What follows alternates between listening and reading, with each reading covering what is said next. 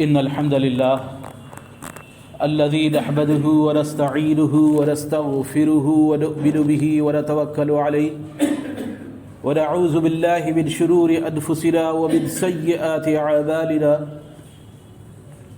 من يهده الله فلا مضل له ومن يضلله فلا هادي له وأشهد أن لا إله إلا الله وحده لا شريك له وأشهد أن محمدًا عبده ورسوله أرسله بالحق بشيرا ونذيرا أما بعد فإن خير الحديث كتاب الله وخير الهدي هدي محمد صلى الله عليه وسلم وشر الأمور محدثاتها وكل محدثة بدعة وكل بدعة ضلالة وكل ضلالة في النار.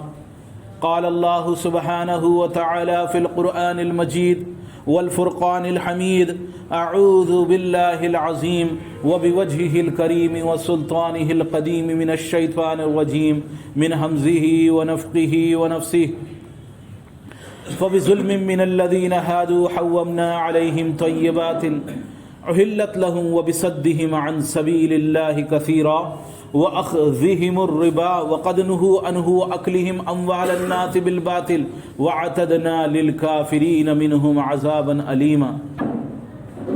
اللہ سبحانہ وتعالیٰ کی حمد و ثنا، اس کی بڑائی، اس کی عظمت، اس کی کبریائی یقینی طور پر جتنی بیان کی جائے وہ کم ہے.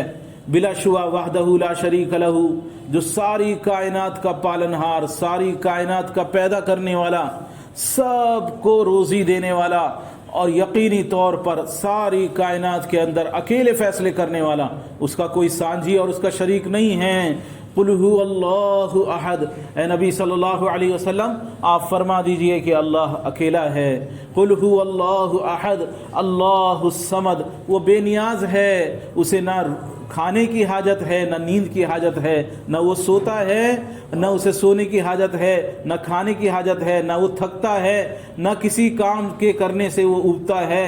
یقینی طور پر وہ نہ بیوی بچوں کا وہ محتاج ہے، نہ اپنے کام کے لیے کسی ساتھی کی اس کو ضرورت ہے. یقینی طور پر وہ بے نیاز ہے. اللہ الصمد لم یلد ولم یولد، نہ وہ کسی کی اولاد ہے نہ اس سے کوئی اولاد ہے. وَلَمْ يَكُنْ لَهُ كُفُوًا أَحَدٌ، اور اس کے برابر اس جیسا ہم پلہ کوئی ہو ہی نہیں سکتا، ہے ہی نہیں. یقینی طور پر بے شمار درود و سلام نازل ہوں بے شمار انبیاء علیہ السلام پر، اور خصوصاً آخری نبی جناب محمد رسول اللہ صلی اللہ علیہ وسلم پر، اور آپ کے آل و اصحاب پر، اور آپ کے متبعین پر. گزشتہ خطبے کے اندر ہم نے عیسیٰ علیہ السلام کے تعلق سے کچھ باتیں میں نے عرض کی تھیں، اور میری چاہت یہ تھی کہ کرسمس کا موقع ہے تو کچھ وہ بچے جو ہمارے کانوینٹ اسکولوں میں جاتے ہیں، کرسچنس کے اسکولوں میں جاتے ہیں، انگلش میڈیم اسکولوں میں پڑھنے کے لیے جاتے ہیں، اکثریت ہمارے بچوں کا حال یہی ہے کہ ہم ان کو غیروں کے ہاتھوں میں دیتے ہیں، اور پھر غیروں میں بھی وہ قوم، عیسائی قوم جو انبیاء کا نام لیتی ہے، جو خدا کا نام لیوا ہے، تو بچے اکثر وہ باتیں سنتے ہیں کہ جو ان کو جا کے دماغ میں ان کے کچھ نہ کچھ خلل پیدا کرتی ہیں اور باتیں جا کے ٹکراتی ہیں. جیسس اور مدر میری، اور پھر مریم نام سنتے ہیں، عیسیٰ کا نام سنتے ہیں، اور پھر کنفیوزڈ ہوتے ہیں، کیونکہ گھر کے اندر کوئی ایسا ہمارے یہاں دینی نظام ہے ہی نہیں کہ بچوں کو لے کر بیٹھیں اور پھر انہیں دین کی تھوڑی ان کو تعلیم دیں، کچھ آخرت کی باتیں ان کو بتائیں، کچھ ایمان کی باتیں ان کو بتائیں، کچھ انبیاء کے واقعات ان کے سامنے ہوں، کچھ انبیاء کی زندگی ان کے سامنے ہو. اور کیسے ہو سکتی ہے جب ہمارے سامنے نہیں؟ کیسے ہوگی جب ہمارے پاس ہی وقت نہیں ہے، ہم خود ہی نہیں جانتے، خود ہی ہمیں معلومات نہیں ہیں، خود ہی حقیقی طور پر دین سے ہم غافل ہیں، تو بچوں کی تربیت بھلا کیسے کر سکتے ہیں؟ تو بس دنیا ہے. پیچھے دنیا کے تعلق سے میں نے بہت ساری باتیں عرض کی تھیں کہ دنیا ہے، بس اسی دنیا میں لگے ہوئے ہیں، اسی دنیا میں مگن ہیں. جو کچھ ہے میاں بچوں کو مرغی کے بچوں کی طرح بس اٹھتے ہی دانہ چگو، کماؤ دماؤ.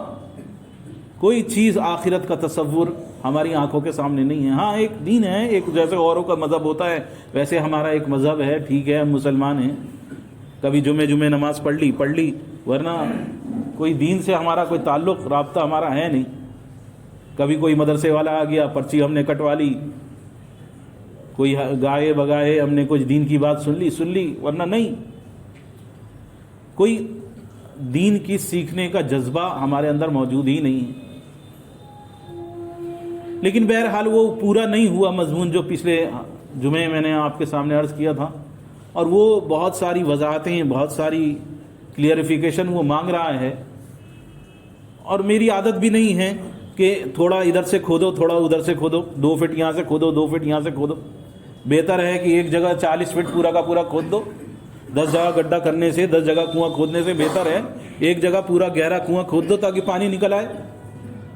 تو کسی بہت سارے مضمون کے اوپر بات کرنے سے، کبھی کسی مضمون پر کبھی کچھ کبھی کچھ کبھی کچھ، اس سے زیادہ بہتر ہے کہ ایک چیز کو ہم سمجھ لیں، اس کے بارے میں جانکاری حاصل کر لیں، جو جتنی ہو سکتی ہے، جتنی معلومات ہم حاصل کر سکتے ہیں، جتنا اس چیز کو سمجھ سکتے ہیں، وہ زیادہ ضروری ہے، زیادہ اہم ہے. تو گزشتہ جمعے میں نے حضرت عمران کی بیوی کے تعلق سے باتیں عرض کی تھیں. یہ حضرت مریم کی ماں ہیں، حنا نام. ان کا واقعہ میں نے ذکر کیا تھا، اور ان کی خواہش تھی کہ میرے یہاں بیٹا ہو، اور یہ بانجھ تھی. اچھا، اللہ سبحانہ و تعالیٰ نے سورہ مریم کے اندر اور سورہ آل عمران کے اندر حضرت یحییٰ اور حضرت عیسیٰ دونوں کا تذکرہ، دونوں کا واقعہ ایک ساتھ ذکر کیا ہے. تو اکثر نئے جاننے والے، نئے پڑھنے والے، یا جن کو معلومات نہیں ہیں ان دونوں کے تعلق سے، یا معلومات ہے بھی لیکن وہ جب یہ واقعہ سنتے ہیں تھوڑی سی کنفیوژن کریٹ ہو جاتی ہے. اور کچھ لوگوں نے مجھ سے بعد میں سوال بھی کیا کہ ہم کنفیوزڈ ہو گئے، کچھ بات ہمارے سامنے کلیئر نہیں ہو پائی کہ وہ کیسے 98 سال کی عمر میں تھیں حضرت زکریا کی بیوی، اور حضرت زکریا 100 سال کے تھے، اور انہوں نے دعا کری اور اللہ سبحانہ تعالیٰ نے انہیں اولاد عطا کر دی. دوسری طرف فرشتہ آ کے حضرت مریم کے اوپر جو ہے پھونکتا ہے، اور اس سے ان کے ہاں بچہ پیدا ہوتا ہے. تو یہ دونوں چیزیں کچھ تضاد سمجھ میں نہیں آئیں، بلکہ یہ واقعہ جو ہے دونوں چیزوں کو اس انداز سے سمجھنا ضروری ہے کہ یہ آپس میں رشتہ دار ہیں، اور یہ وقت بھی ایک ہی ہے. یہ نہیں ہے کہ یہ وقت الگ وقت کی بات ہو، یہ وقت بھی ایک ہی ہے، اور وہی وقت میں یہ حضرت عیسیٰ کی پیدائش ہے، اور اس سے کچھ قبل پہلے، کچھ وقت پہلے حضرت یحییٰ کی پیدائش ہے. بلکہ وہی پیدائش کا وقت بھی قریباً ساتھ کا ہی ہے، قریب کا ہی وقت ہے. تو حضرت یحییٰ، ان کا معاملہ یہ تھا کہ یہ حضرت مریم کے خالہ، ان کی خالہ تھیں، ان کے شوہر یعنی حضرت عمران کی بیوی جو میں نے ذکر کیا کہ ان کی نانی تھیں، اور انہوں نے دعا کی اللہ سبحانہ و تعالیٰ سے کہ اللہ سبحانہ و تعالیٰ میں بانجھ ہوں اور میرے یہاں اولاد تو عطا کر دے، اور پھر جو اولاد ہو پھر اس کو میں جو ہے اللہ کی خدمت کے لیے، اللہ کی مسجد کے لیے وقف کر دوں گی. اور طریقہ کار اس شریعت میں یہ تھا کہ مرد جو ہیں، لڑکے، وہ جو ہیں مسجد کے لیے وقف کیے جاتے تھے. خصوصی طور پر ان کو دنیا کے کام دھندوں سے الگ کر کے ان کو خاص طور پر عبادت کے لیے مخصوص کر دیا جاتا تھا، وہ اللہ کی عبادت میں لگے رہیں. تو انہوں نے یہ دعا کی، اور اس دعا پر حضرت مریم کی پیدائش ہوئی. جو میں نے قرآن پاک کی سورہ آل عمران کی آیتیں پڑھی تھیں کہ یہ تو وَلَيْسَ الذَّكَرُ كَالْأُنثَىٰ، یہ ایسی لڑکی پیدا ہوئی ہے جیسا جو ہے لڑکا بھی نہ ہو. نے کہا کہ یہ تو انی وضعتها انثى، میں نے تو یہ لڑکی جنی ہے، لڑکا نہیں ہوا ہے. اللہ سبحانہ تعالیٰ سے انہوں نے کہا، انہوں نے دعا مانگی کہ یہ کیا ہے. تو اللہ تبارک تعالیٰ نے ان کے لیے الہام کیا، ان کے دل میں یہ بات ڈالی کہ نہیں یہ بہتر ہے. اور جب انہوں نے یہ چیز سامنے رکھی تو وہاں اس وقت جو ہے ان کو قبول کر لیا گیا. اور اس وقت جو عبادت خانہ تھا اس میں حضرت یحییٰ، یہ بادشاہت کا وقت تھا، روم کی قیصر کی بادشاہت کا وقت تھا. یہ لوگ بت پرست تھے، بتوں کی عبادت کیا کرتے تھے. اور انہوں نے روم کے اندر، ان کا بادشاہ تھا قیصر، اور اس نے اپنا گورنر یہاں یروشلم کے اندر، اسرائیل کے اندر اپنا گورنر طے کر رکھا تھا. اسی کی حکومت چلتی تھی اس وقت میں.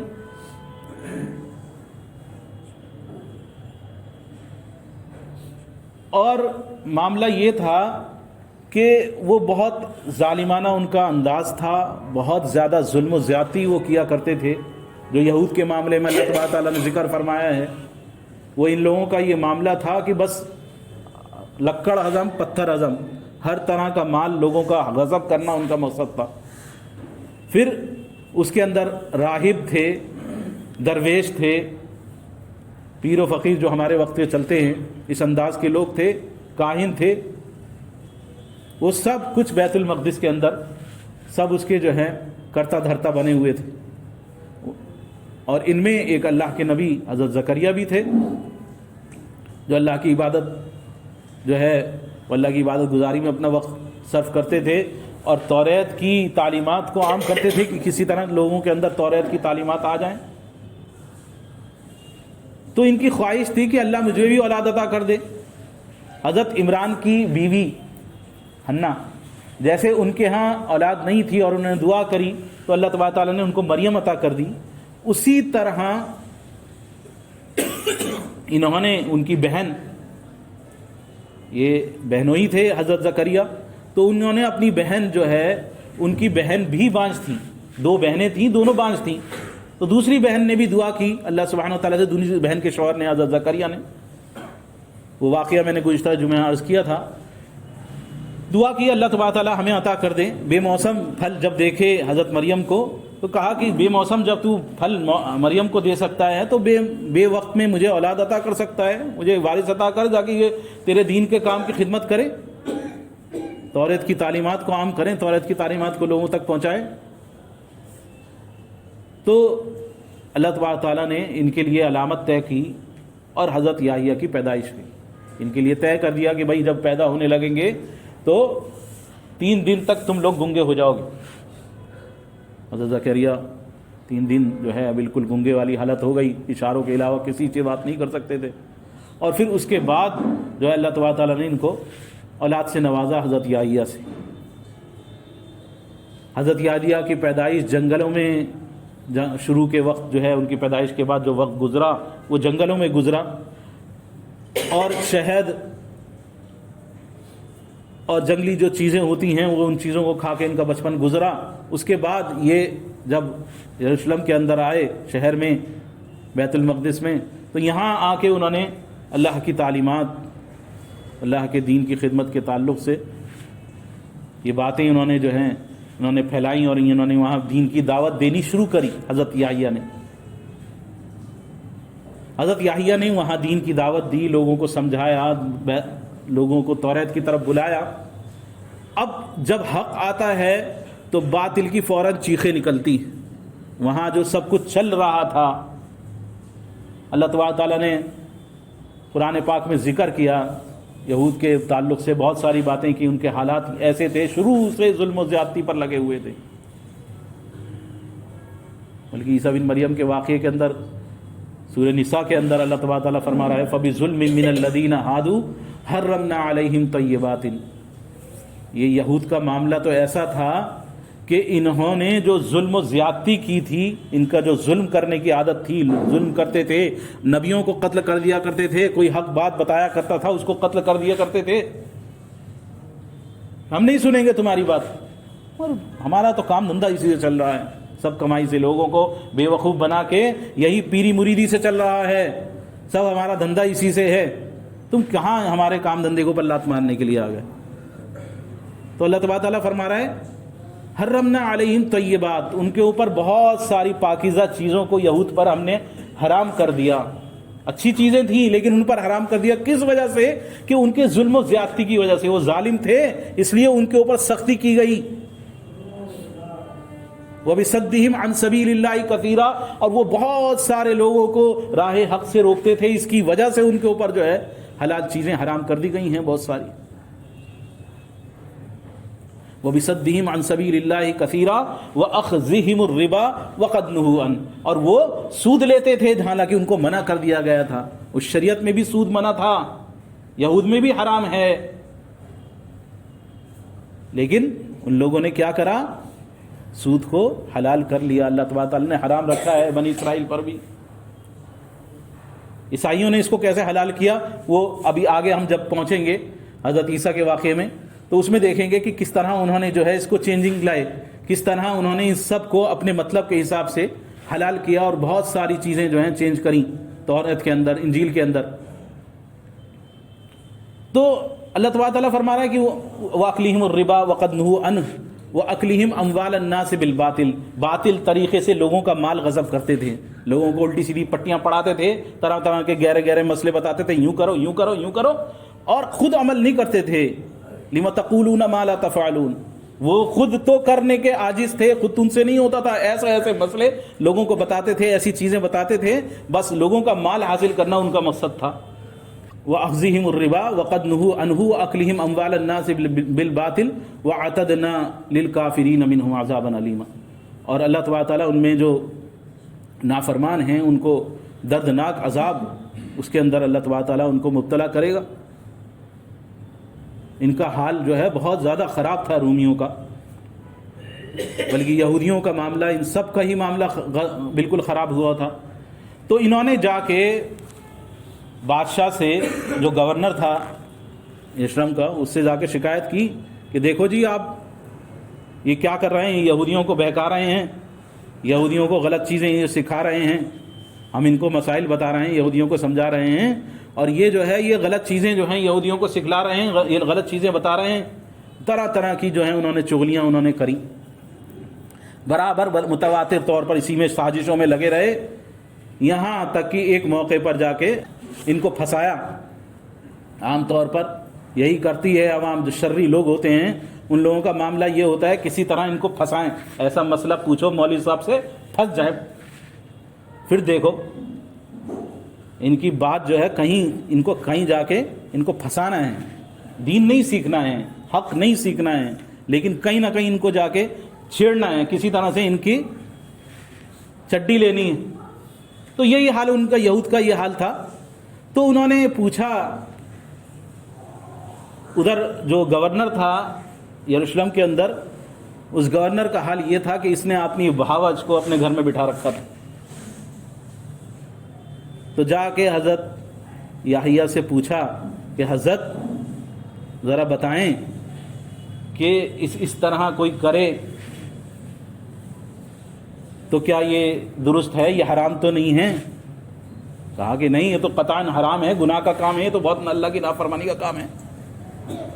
کہا اگر وہ بادشاہ ہو، سرکاری آدمی ہو، وہ کرے تو، کہ نہیں کوئی بھی کرے، غلط چیز تو غلط ہی ہے، حرام کام ہے یہ۔ فوراً جا کے چغلی لگائی کہ دیکھو آپ کو کہہ رہے ہیں کہ آپ حرام کار ہو، آپ گناہ گار ہو، بھڑکا رہے ہیں لوگوں کو آپ کے خلاف۔ بلایا حضرت یحییٰ کو، گورنر نے پوچھا ہاں بھائی کیا کہتے ہو؟ ان کے سامنے پوچھا، نے کہا کہ ہاں یہی بات ہے، جو اس طرح کا گناہ کرے گا اس نے حرام کاری کی، اللہ کے غضب کو دعوت دی۔ کہا کہ اچھا یہ بات ہے، تو قتل کر دیا حضرت یحییٰ کو، اس نے قتل کر دیا۔ حضرت یحییٰ کا قتل ہوا۔ یہ وہ وقت تھا جب حضرت عیسیٰ کی جو ہے اتنی زیادہ شہرت نہیں پھیلی تھی، ان کے لوگوں کے سامنے اتنی زیادہ وہ نمایاں طور پر، واضح طور پر نہیں آئے تھے۔ تو جا کے انہوں نے کیا کہ حضرت یحییٰ کو قتل کرنے کے بعد انہوں نے کیا کہ ان کے باپ جو حضرت زکریا ہیں ان کا حال بھی یہی ہے، وہ بھی اسی طرح یہودیوں کو بھڑکا رہے ہیں، الٹی الٹی باتیں سکھا رہے ہیں۔ کہا اچھا ٹھیک ہے، تمہیں پرمیشن دی، جہاں ملے زکریا اس کو بھی قتل کرو۔ تو انہوں نے، راہبوں نے اور انہوں نے نجومیوں نے، ان سب نے تلاش کرا، ادھر حضرت زکریا کو خبر ملی، حضرت زکریا فوراً اپنے گھر چھوڑ کے نکلے اور جنگل کی طرف چلے۔ جنگل میں جا کے ایک پیڑ کی کھو میں وہ چھپ گئے۔ لوگ تلاش کرتے ہوئے آئے اور دیکھا کہ ان کی چادر کا کچھ حصہ پیڑ سے باہر رہ گیا۔ ان کو اندازہ ہو گیا یہاں حضرت زکریا چھپے ہوئے ہیں، تو انہوں نے، ظالموں نے لیا اور آرا چلا دیا پیڑ کے اوپر، سیدھا کا سیدھا 2 ٹکڑے سے کاٹ دیا اس کو، حضرت زکریا سمیت پورا پیڑ کاٹ دیا، قتل کر دیا حضرت زکریا کو اور حضرت یحییٰ کو۔ ان کا طریقہ کار یہ تھا کہ یہ بات کو، حق کو دباتے تھے، جہاں تک ہو سکے حق کو دباؤ، اور حق کو لے کر جو بھی آئے اس کو قتل کر دو۔ جانتے تھے یہ نبی ہے، اس کے باوجود قتل کرتے تھے۔ تو یہ حال ان کا یہ حال تھا، اور اس طرح یہ معاملہ ان کے ساتھ ہوا۔ حضرت عیسیٰ بن مریم، ان کے واقعے کا حال یہ تھا کہ حضرت مریم جب 8 سال کی ہوئیں، میں نے کفالت کے تعلق سے باتیں عرض کی تھیں کہ گزشتہ جمعے کہ کفالت پر جھگڑا ہوا اور پھر قلمیں ڈالی گئیں، تو قلمیں الٹی بئیں، تو اللہ تبارک تعالیٰ نے ان کی کفالت حضرت زکریا تک پہنچا دی کہ وہ ان کا دھیان کریں۔ مسجد کے اندر حجرہ بنوایا اور مسجد میں انہوں نے دھیان کرنا شروع کرا حضرت زکریا نے، اور رات کو یہ اپنی خالہ کے پاس جا کے سو جاتی تھیں۔ تو جب 8 سال کی ہوئیں تو اس وقت ان کی ماں کا وفات ہو گئی، ان کی ماں کا انتقال ہو گیا۔ یہ تاریخ ابن اسیر وغیرہ کے اندر یہ واقعہ ہے، اس سے ہے۔ تو جب 8 سال کی پہنچیں تو ماں کی وفات ہو گئی، اور جب 12 سال کی ہوئیں تو اس وقت جو ہے جو راہب وغیرہ تھے ان سب نے جو ہے مشورہ کرا، انہوں نے کیا کہ بھائی ایسا ہے، کاہنوں نے کہا کہ ایک یوسف نام کا آدمی تھا مصر کا، یوسف نجار، کہ ان کا رشتہ اس سے طے کر دو، اس کے ساتھ حضرت مریم کا رشتہ طے کر دو۔ اور کاہنوں نے انہوں نے کہا کہ دیکھو مریم کو لے جاؤ تم اپنے ساتھ اپنی بستی میں، لیکن دیکھو ہاتھ مت لگانا، جب تک ہم تم سے نہ کہیں مریم کے قریب بھی مت جانا۔ نکاح نہیں کر رہے، تمہیں جو ہے مریم کے قریب نہیں جانا۔ ان کی شریعت میں اس طرح اجازت تھی۔ وہ مریم کو لے کے گئے۔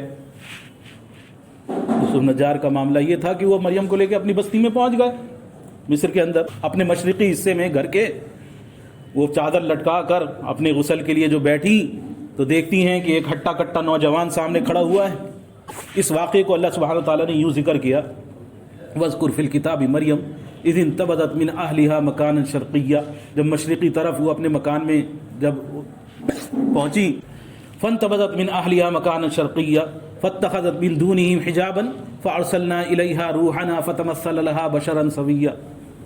تو دیکھا ایک مرد ہٹا کٹا جوان کو، جب اس کو دیکھا کہنے لگی قالت انی اعوذ بالرحمن، میں اللہ کی پناہ پکڑتی ہوں، یہ کیا ہے، میں تو کوئی بغیرت عورت نہیں ہوں، غلط عورت نہیں ہوں، تو میرے پاس کس لیے آیا ہے، کیا مقصد ہے تیرا؟ نے کہا کہ نہیں، میں تو اللہ کا بھیجا ہوا قاصد ہوں اور تجھے اولاد کی خوشخبری دینے آیا ہوں۔ یہاں اولاد کہاں سے ہوگی؟ مجھے کسی انسان نے نہیں چھوا، میں بغیرت عورت نہیں ہوں، میرا نکاح بھی نہیں ہوا ہے ابھی، کہاں سے اولاد ہوگی؟ کہا کہ نہیں، قال کذالک قال ربک هو علی عین، جس طرح اللہ تعالیٰ چاہتا ہے ویسے ہوتا ہے۔ اللہ تبارک تعالیٰ اسبابوں کا محتاج نہیں ہے۔ یہ اللہ تبارک تعالیٰ اپنی کائنات کو کامل کرنا چاہتا ہے، اپنی قدرت کو، قدرت کے واضح نمونے دکھانا چاہتا ہے۔ تمہاری اولاد ہو کر رہے گی جس طرح اللہ تعالیٰ چاہتا ہے۔ ان کو خوشخبری دی، اور کچھ واقعات میں آتا ہے، کچھ تفسیر میں آتا ہے کہ اس کے بعد وقت گزرا، کچھ اور کسی میں آتا ہے مختصراً یہ کہ اس کے بعد کچھ وقت بعد یا اس وقت جو ہے ان کے گریبان میں پھونکا۔ حضرت جبریل علیہ السلام آئے تھے انسانی شکل میں، اور انہوں نے گریبان میں اس کے پھونکا حضرت مریم کے، اور ان کے حمل ٹھہر گیا۔ اب جب حضرت مریم کے یہ وقت آیا، جب حمل واضح ہوا، جب یہ سامنے آیا کہ بچے کا وقت ہے، تو ادھر یوسف نے جب دیکھا تو اس کی حالت خراب ہوئی۔ ارے مجھ سے تو کائنوں نے کہا تھا۔ اس نے اپنے آپ کو پیٹنا شروع کرا، اپنے چانٹے وانٹے مارنے شروع کرے، اپنے آپ کا ماتم کرنا شروع کرا کہ یہ کیا ہو گیا، یہ کیا کر دیا۔ تو حضرت مریم نے اس کو پورا واقعہ سنایا، اس کو یقین نہیں آیا، یہاں تک کہ اسے خود خواب میں اس کے سامنے یہ بات آئی کہ اس طرح اللہ تبارک تعالیٰ اپنی قدرت کو پورا کرنا چاہتا ہے۔ اللہ تبارک تعالیٰ نے ایک جگہ فرمایا ان مثل عیسیٰ عند اللہ کمثل آدم، عیسیٰ کی مثال ایسی جیسے آدم کی مثال، خلقہ من تراب ثم قال له کن فیکون، بنایا مٹی سے، اس کے بعد کہا ہو جا، ہو گیا، بن جا انسان، انسان بن گیا۔ تو حضرت آدم کو جیسے بنا ماں باپ کے پیدا کر دیا، حضرت حوا کو بنا ماں کے پیدا کر دیا، اسی طرح حضرت عیسیٰ کو بنا باپ کے اللہ تبارک تعالیٰ نے پیدا کر کے دکھا دیا کہ اللہ تبارک تعالیٰ دیکھو عام قدرت ہے کہ ماں باپ سے پیدا ہوتے ہیں، لیکن اللہ سبحانہ تعالیٰ جیسے چاہتا ہے ویسے کرتا ہے۔ اللہ کی کائنات کے اندر اللہ تبارک تعالیٰ اپنی قدرت میں کامل ہے، وہ سب کچھ کر سکتا ہے، اس کے ہاتھ میں ساری کائنات کی قدرت ہے، وہ کسی کا محتاج نہیں ہے۔ تو اللہ تبارک تعالیٰ نے وہ کر کے دکھایا، یہ اللہ تبارک تعالیٰ کا حکم ہے۔ جب اس کے سامنے یہ بات آئی تو وہ سجدہ ریز ہوا حضرت مریم کے آگے جا کے، ان کی شریعت میں گنجائش تھی سجدے کی، تو اس نے تعظیم کے طور پر سجدہ کیا۔ پھر حضرت مریم اور حضرت عیسیٰ جب یروشلم واپس آئے کچھ وقت بعد، تو جب 12 سال کی عمر پر حضرت عیسیٰ پہنچے، حضرت عیسیٰ نے بچپن میں ہی، یہ واقعہ میں گزشتہ جو میں عرض کر چکا کہ بچپن میں ہی جواب دیا کہ میں اللہ کا بندہ ہوں اور یہ مجھ پہ سارے ان کی سارے کے سارے معجزات۔ 12 سال کی عمر تک پہنچتے پہنچتے ہاتھ سے وہ چیزیں واضح ہونے لگیں، مردے کو زندہ کرنا، کوڑی کو ٹھیک کرنا، اندھے کو ٹھیک کر دینا ہاتھ لگاتے ہی، مسیح ہاتھ لگا کے مسا کر کے ٹھیک کر دینا، مسیح شروع ہو گئے۔ اس کے بعد حضرت عیسیٰ علیہ السلام سے ان احبار نے، ان لوگوں نے جو راہب تھے، کاہن تھے، جن کے کام دھندوں میں فرق پڑ رہا تھا، ان لوگوں کو اب چڑ ہونی شروع ہوئی۔ اور یہ وہ وقت تھا جب آزمائش کا دور تھا۔ اس وقت اس کے بعد کیا واقعہ ہوا انشاءاللہ آئندہ زندگی رہی تو انشاءاللہ آئندہ عرض کروں گا۔ تو اللہ تبارک تعالیٰ سے دعا ہے کہ اللہ سبحانہ و تعالیٰ ہمیں کما حقہ جو دین اسلام کی تعلیمات ہیں اس پر العالمین ہمیں جمنے کی توفیق عطا فرما دے۔ العالمین اے اللہ اپنی توحید پر اے رب العالمین اس پر ہمیں زندہ رکھ، العالمین اسی پر ہمیں موت عطا کر دے۔ العالمین اے اللہ کرونا وائرس کی ہولناکیاں اے رب العالمین ہمارے آنکھوں کے سامنے دوبارہ نظر آنے لگی ہیں، حالات پھر کروٹ لینے لگے ہیں۔ العالمین اس سے ہمیں، ہمارے اہل خانہ کو، ہمارے رشتہ داروں کو، ہمارے محلے والوں کو، ہمارے تمام ملک کے تمام لوگوں کو، خصوصاً مسلمانوں کو العالمین اور ساری کائنات کے اے رب العالمین انسانوں کو العالمین اس سے محفوظ فرما دے۔ العالمین ہر طرح کی بیماری، بلا، مصیبت، آفت سے العالمین اے اللہ ہمیں محفوظ فرما دے۔ اے رب العالمین یہ اے اللہ حق کے واضح ہونے کا اس کو ذریعہ بنا دے، العالمین حق کا بول بالا کر دے۔